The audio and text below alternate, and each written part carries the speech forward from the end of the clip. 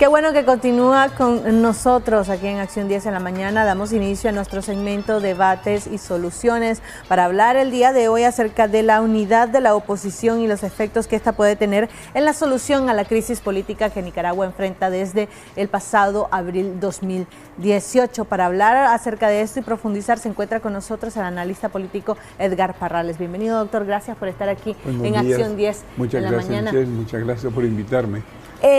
Ya se ha cumplido prácticamente una semana, más de una semana de la lectura del informe de la Organización de Estados Americanos. Yo le preguntaba antes de entrar de la pausa que si este informe no estaría brindándole una especie de ruta o de paso a seguir tanto a la oposición como al gobierno mismo para salir de la crisis. Considerando que el último de las recomendaciones estaba el tema de las reformas electorales. ¿Debería de prestar atención la oposición a este último punto? Yo creo que sí. De hecho, ya le ha prestado anteriormente atención. Nada más que pues en el informe hablan, digamos, de retomar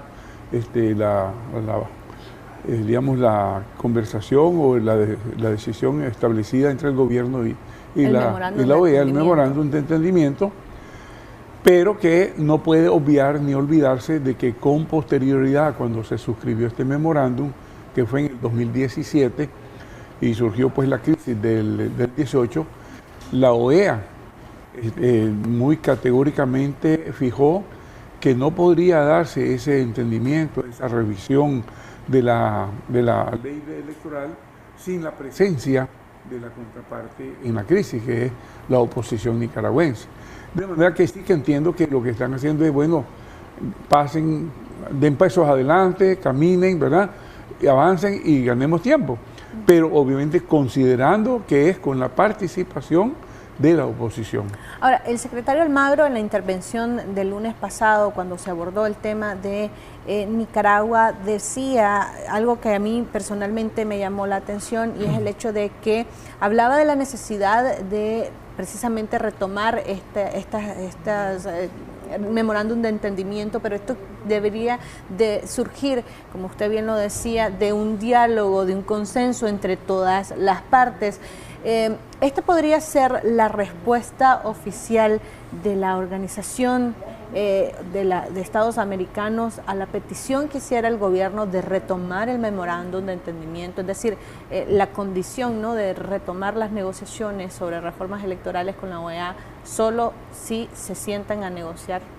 Eso, exactamente, yo creo que sí, que es definitivamente el camino, digamos, que hay que seguir, que la OEA lo tiene bien claro y también la oposición nicaragüense lo tiene bien claro. El gobierno es el que tiene que entender que no hay otra ruta mejor. Yo te diría que para, digamos, buscar solución a la crisis de Nicaragua, se podrían visualizar tres escenarios diferentes, ¿verdad? Por ejemplo, en el primero yo considero que la pauta la tiene el gobierno, ¿verdad? Es decir, si el gobierno, por ejemplo, llegase al entendimiento, más ahora que están celebrando con gran pompa y fasto, ¿verdad?, a la Purísima, ahí en la Avenida Bolívar, y que después van a celebrar el novenario al Niño Dios, yo pues considero que posiblemente pues la Virgen Santísima y el Niño Dios les infundan un rayito de cordura y un rayito de sensatez y les hagan comprender a los del gobierno la importancia de buscar una solución definitiva a esta crisis, dado que el pueblo nicaragüense es el que está pagando los efectos y los resultados de esta crisis, como una actitud, digamos, de manifestarse en favor del pueblo, como ellos dicen pues que lo hacen ordinariamente. Lo que pediría que Daniel, que tendría la clave en eso, llame a la oposición y le diga: vengan, señores, de una vez arreglemos esto, pues pongámonos de acuerdo, platiquemos y busquémosles la solución definitiva al asunto, ¿verdad? Esa sería una ruta que yo preveo. Otra sería que Daniel se enquiste en la posición, de acuerdo a aquel dicho que dice: este es mi macho, en él me monté y nadie me apea, ¿verdad? Y digan: no, señores, yo estoy aquí y definitivamente aquí nadie me baja, ¿verdad?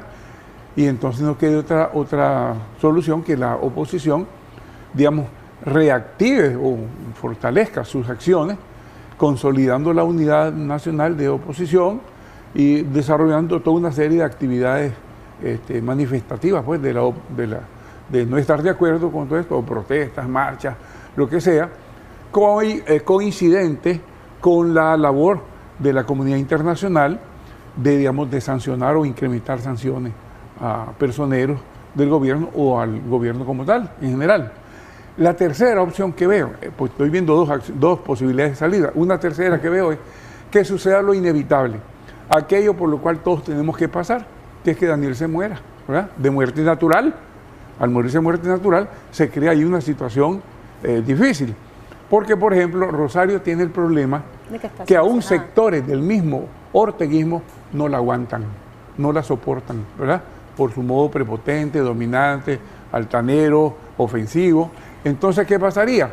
Que podría haber una conmoción interna. Pero además está el hecho también de que ella ha sido sancionada y el que le seguiría claro, también está sancionado, que en todo caso es el presidente de la Asamblea Nacional. Pero tendrían que buscar, pues, dentro del ámbito sandinista cómo solucionar eso.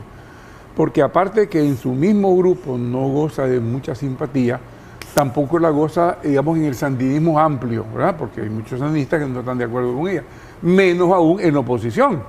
Entonces ahí se crea una situación diferente que tendrá que, digamos, analizarse y plantearse de otra forma. Por eso digo, son tres escenarios posibles que hay. Ahí veríamos cuál de ellos funciona.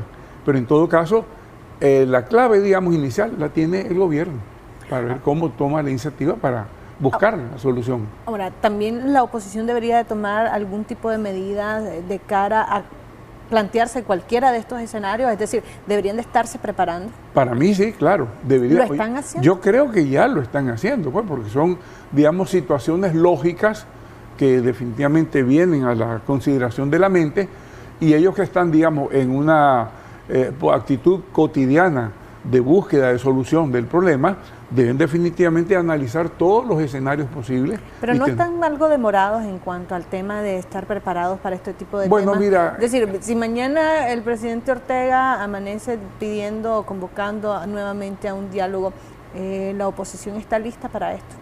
Bueno, no te lo sé decir, pero espero que sí. Espero que estén, pues, definitivamente organizados. Supongo que la gente que está en la Alianza y en la Unión Nacional de Azul y Blanco sí están preparados, previstos, pues, para enfrentar ya cualquier decisión de este tipo, de ir a sentarse a buscar solución definitiva al problema, ¿verdad? Entiendo que sí.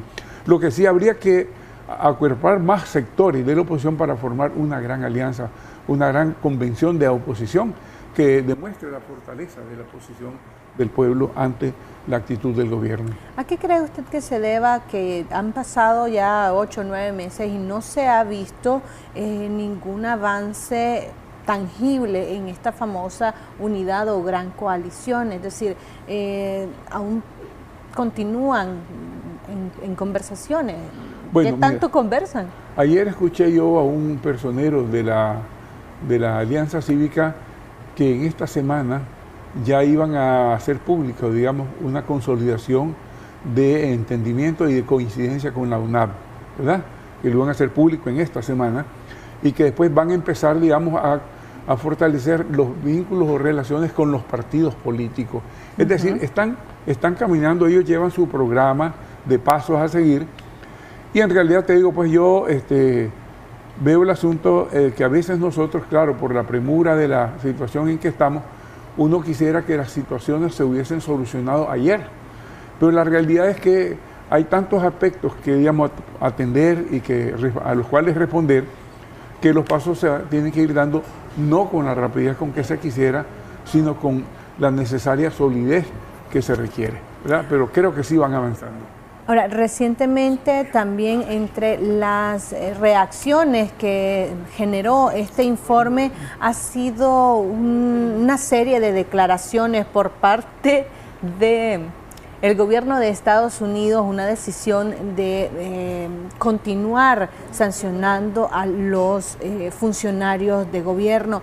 Esto podría verse acelerado si el gobierno no toma una decisión pronta sobre si sentarse o no a dialogar con el resto de la oposición, sea cual sea. Yo creo que sí. Fíjate que prácticamente tanto el gobierno norteamericano como el canadiense y la Unión Europea estaban pendientes de que se diera el informe de la Comisión Especial para tomar acciones subsecuentes.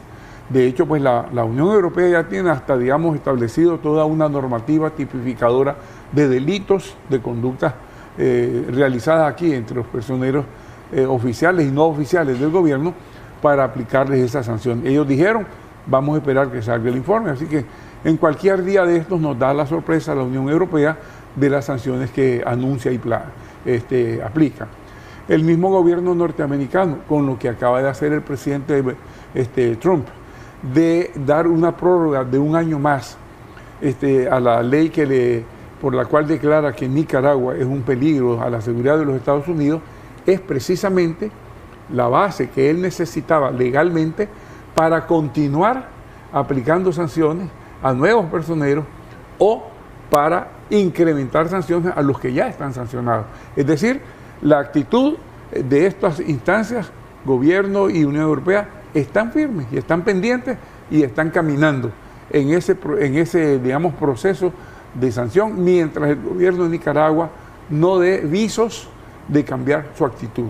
Ahora, durante la presentación de este informe, una de las personas que intervino dando un mensaje fue un señor Manuel Orozco de Diálogo Interamericano. Él expresaba que el marco en el cual se encuentra Nicaragua está convirtiéndose en un gobierno que ha violado los acuerdos de asociación con la Unión Europea, pero también el de RCAFTA decía que están estas decisiones que está tomando el presidente Ortega está poniendo en riesgo este tipo de tratados de libre comercio. ¿Se podría aplicar en los próximos meses una medida en contra de estos dos tratados comerciales? Mira, yo creo que perfectamente sí. Es decir, en el CAFTA hay una disposición, ¿verdad?, sancionatoria cuando, por ejemplo, una de las partes no cumple con los compromisos del tratado. Y uno de los compromisos va relacionado, digamos, con el aspecto laboral. Cuando el gobierno está atentando contra derechos laborales de los habitantes de Nicaragua, está violando ese tratado. Lo mismo pasa con el acuerdo de asociación con Europa. El acuerdo de asociación con Europa tiene 3 ejes principales, ¿verdad?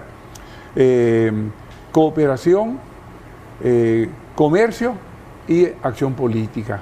Y ahí está establecido que los compromisos de las partes deben de realizarse en el marco de respeto a los derechos humanos y promoción de la democracia.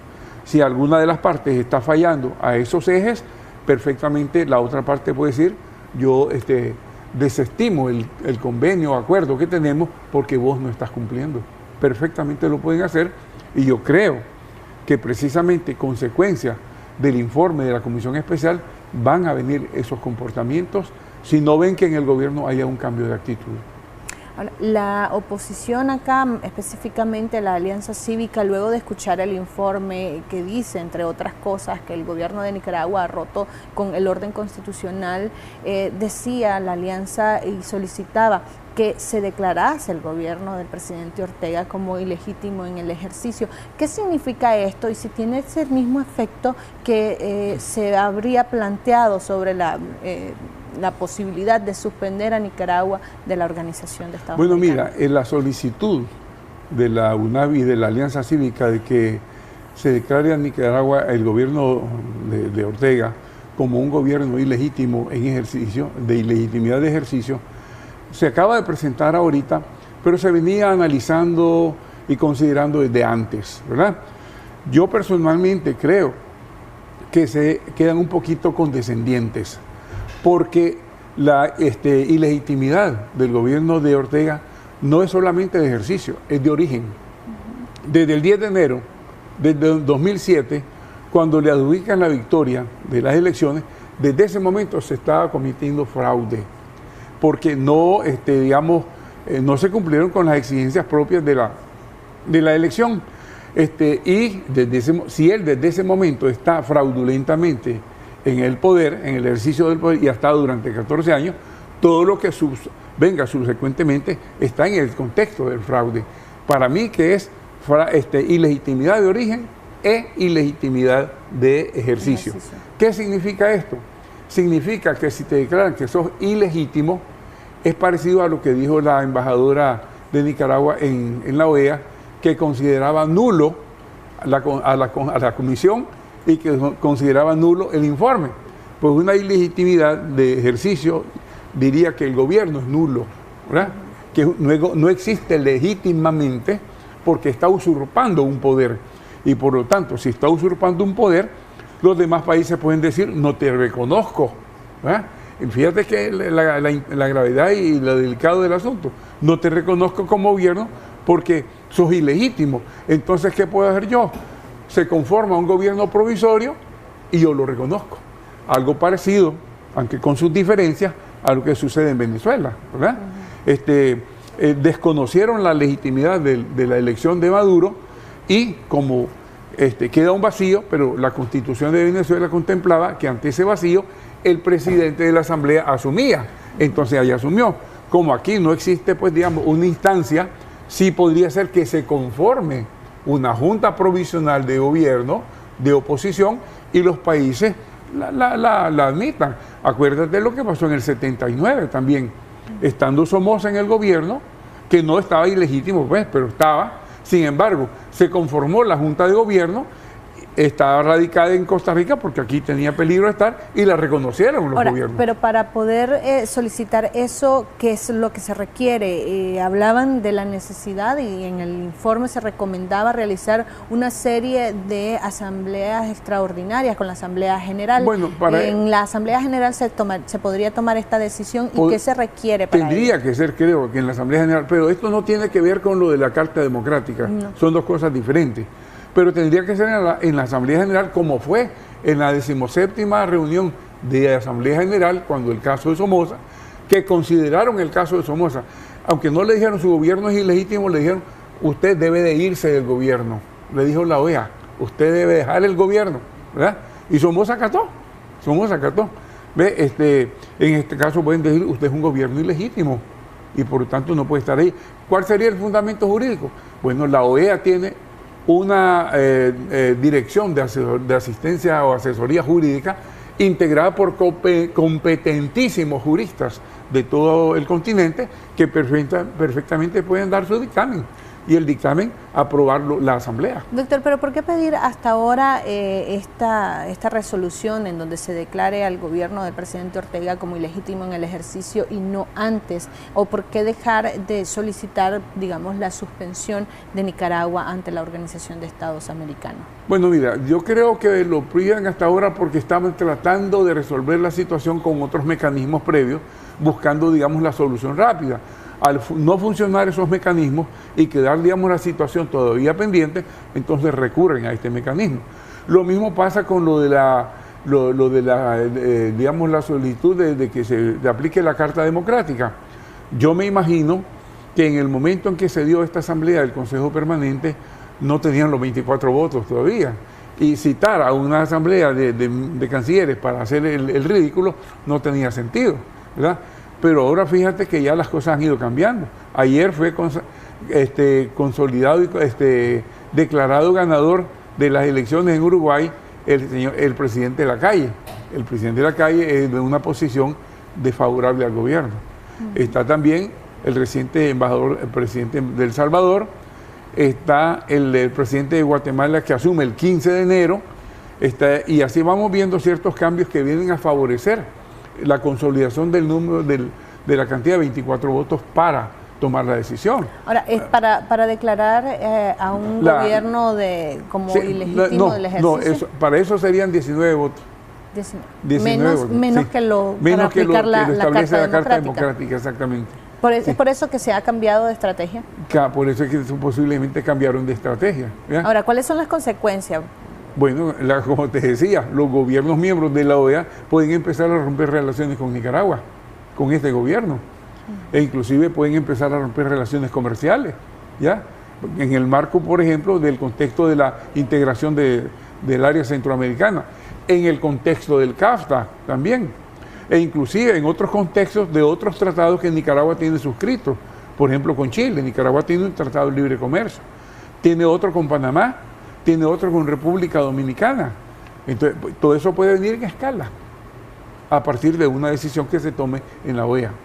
Usted hablaba acerca de la reciente elección en Uruguay y cómo un presidente de derecha está asumiendo o estaría asumiendo próximamente la presidencia de Uruguay, y esto implicaría un voto más dentro de la Organización de Estados Americanos. La pregunta es si toda esta convulsión que se está viviendo en Sudamérica va a tener algún tipo de repercusión, y si el socialismo del siglo XXI está teniendo un retroceso, y esto cómo podría afectar en nuestro país. Bueno, mira, el socialismo del siglo XXI tuvo un repunte en una escalada concertada a partir de una estrategia, digamos, dirigida por Cuba y Venezuela. Tuvieron su momento álgido, su momento cumbre, pero se les ha empezado a desinflar. En Bolivia no les resultó, Chile todavía está un poco convulsionado, está pendiente de solución. En Venezuela la cosa está como trabada, ¿verdad? Pero ahí está todavía, digamos, pendiente la lucha. Y en Nicaragua puede también darse de que, digamos, se debilite la fortaleza que el gobierno ha tenido en el marco o contexto del socialismo del siglo XXI. ¿Por qué? Porque también la cosa se prolonga, la gente se cansa y busca solución, y en la búsqueda de esa solución pueden darse, digamos, situaciones en las cuales el gobierno tenga que ceder. Ahora, ¿tuvo algún impacto en el desarrollo de la región y en nuestro país? ¿Impacto a partir de qué? De este repunte que usted decía que había sostenido, bueno, ¿en realidad tuvo algún efecto positivo? Lo que pasa es que Nicaragua fue de los primeros que empezó con este repunte, pero prácticamente se ha estancado, porque ya llevamos año y medio. Los otros sucedieron después, algunos se resolvieron rápido, otros están pendientes, pero en Nicaragua el asunto sigue. ¿A qué se debe el fracaso? Bueno, que los países se dieron cuenta de que se estaba dando esta escalada y, digamos, tomaron medidas defensivas o, digamos, contraofensivas hacia ese repunte y lograron controlar la situación. Porque la gente del siglo XXI se estaba aprovechando de situaciones de descontento normales y cotidianas que hay en los países de carácter económico o carácter social para ellos, digamos, sacar agua para su molino, ¿verdad? Pero definitivamente la cosa no les resultó o no les ha resultado porque los países han reaccionado. También los otros países, digamos, han hecho, digamos, un frente común para contrarrestar esa escalada.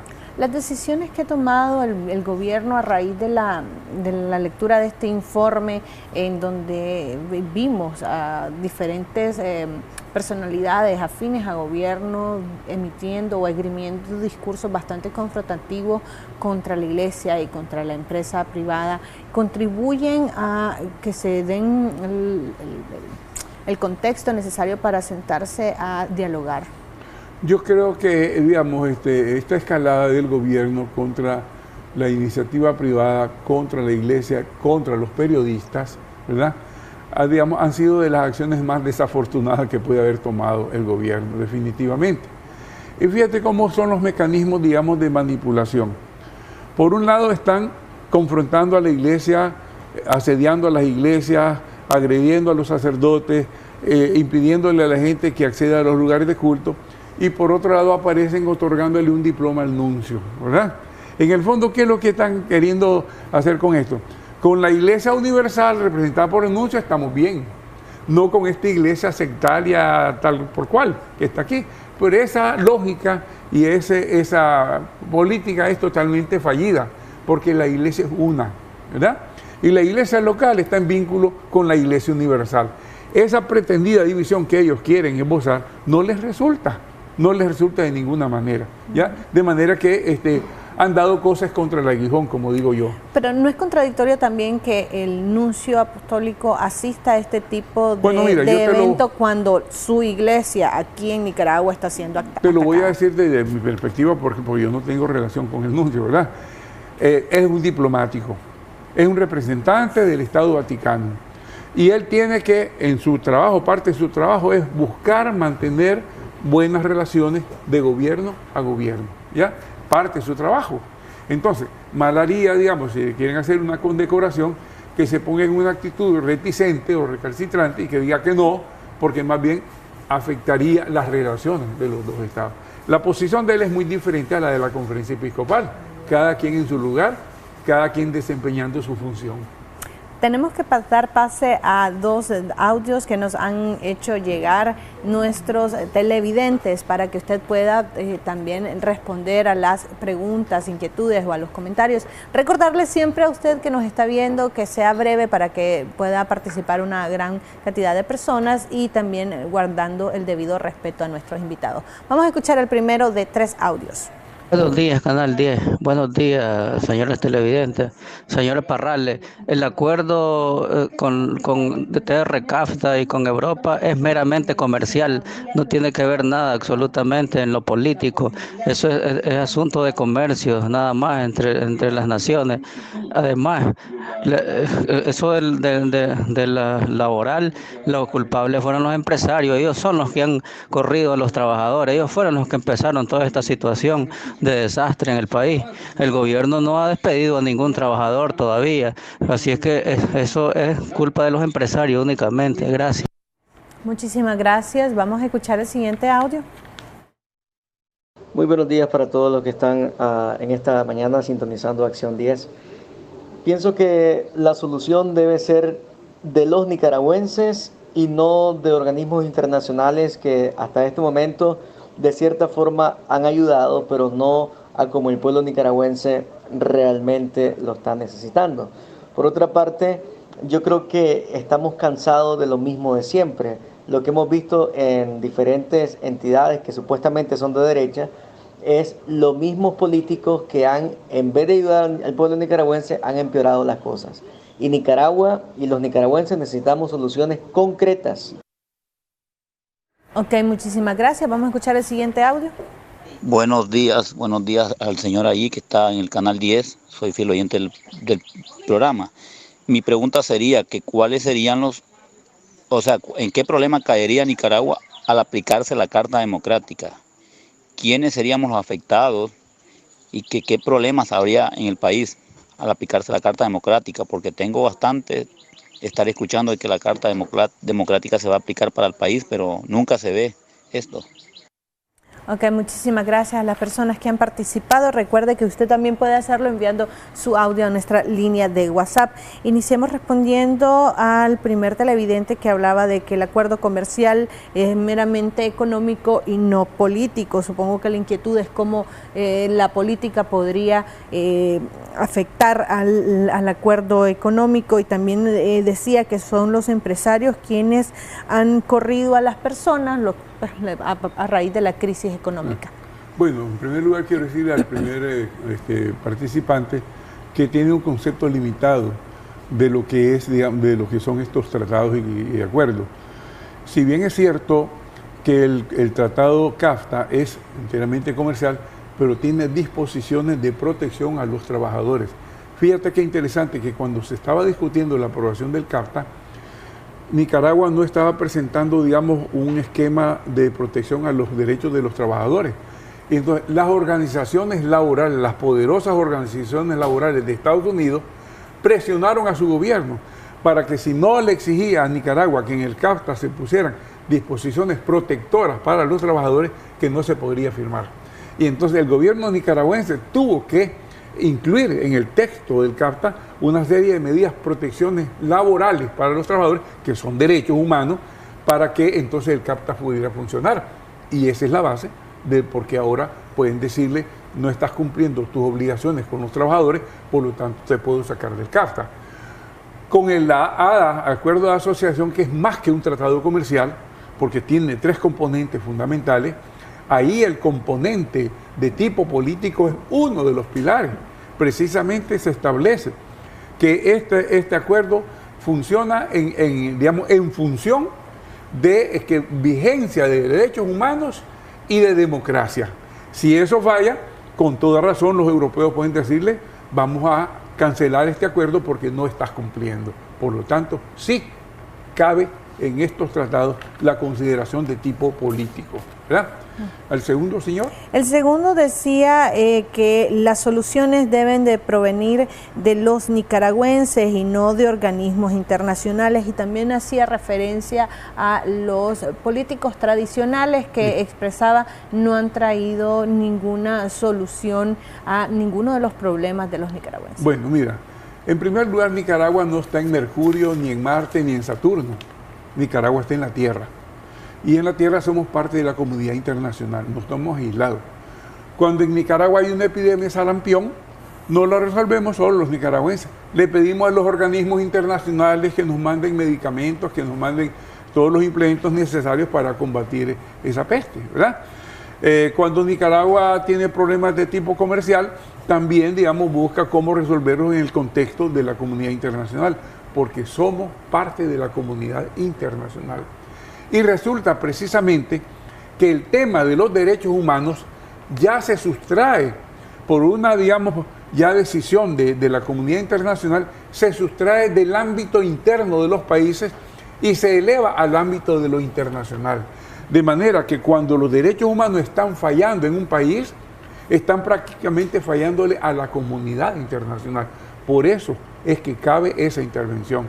Obviamente que los nicaragüenses somos los primeros que tenemos que resolver nuestros problemas, pero eso no quiere decir que no nos apoyemos en la comunidad internacional para que nos ayude a resolverlo, como nos apoyamos en otros órdenes y en otros aspectos de la vida común, ¿verdad? Así que perfectamente cabe que la comunidad internacional también intervenga. Por lo que respecta a lo de los partidos políticos, bueno, entiendo que la crítica va dirigida también al Frente, porque el Frente es un partido político tradicional, ¿verdad? Es decir, todos los partidos políticos le han fallado a Nicaragua. Es necesario que se revisen, que se actualicen todos, ¿verdad? Y que se pongan a la altura de las circunstancias del momento. El último de los televidentes planteaba que cuál serían los problemas en los cuales caería Nicaragua y el pueblo en general de llegarse a aplicarse la Carta Democrática. Bueno, te explico. Una primera consecuencia de aplicar la Carta Democrática es Nicaragua sea siendo miembro siempre de la OEA, excluida de la participación activa de todas las diversas actividades que se dan en el marco de la OEA, ¿verdad? Ya sea, por ejemplo, la Asamblea General de Cancilleres, ya sea Consejo Permanente, ya sea reunión de consulta, ya sea Consejo de la Ciencia y la Cultura, ya sea en el Consejo de la Educación y otras instancias que existen en el marco de la OEA, así como, por ejemplo, la cooperación financiera del BID, la cooperación de este Departamento Panamericano de la Salud, ¿verdad? De todas las instancias que forman parte de la OEA, como OEA, en el marco de la OEA, pero también los países miembros de la OEA, en función de esa sanción, pueden perfectamente aplicarles sanciones bilaterales a Nicaragua. ¿Se vería más deteriorada la economía? Obviamente, quedaría deteriorada toda la situación. Ya para concluir, doctor, las recomendaciones para la oposición de cara a la posibilidad de llamado a diálogo en las próximas meses. Bueno, yo le diría a la oposición lo que insisto desde un principio: apúrense en consolidar la unidad global de toda la oposición. Hay que hacer un solo frente al gobierno, uno solo, de toda la oposición, buscando cómo limar las asperezas y las diferencias entre los distintos grupos. ¿Qué se requiere para lograr esa unidad? Que haya, digamos, un programa común en el que todos estén de acuerdo. Por ejemplo, restablecer la vigencia de los derechos humanos, nadie se va a oponer a eso. Restablecer el Estado de Derecho, nadie se va a oponer a eso. Restablecer la separación y la autonomía de los poderes del Estado, nadie se va a oponer a eso. Pero el tema es que en teoría toda la oposición está de acuerdo con esos puntos. ¿Qué hace falta para lograrla? Bueno, hace falta voluntad, ¿verdad? Hace falta que se pongan de acuerdo, que depongan las posiciones individuales y que dejen de lado, digamos, los propios intereses, las propias ideologías, y todos vayan por el interés común y que vayan hacia adelante. Pues eso es lo que hace falta, a mi juicio, ¿verdad? Perfecto, muchísimas gracias, don Edgar. De acuerdo. Gracias por estar aquí en sí. Acción 10 de la mañana. Vamos a hacer una pausa comercial, ya regresamos con más.